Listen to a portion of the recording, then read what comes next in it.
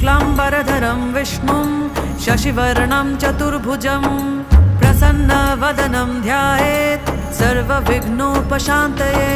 व्यासं वसिष्ठनप्तारं शक्तिः पौत्रमकल्मषं पराशरात्मजं वन्दे शुकतातं तपोनिधिं।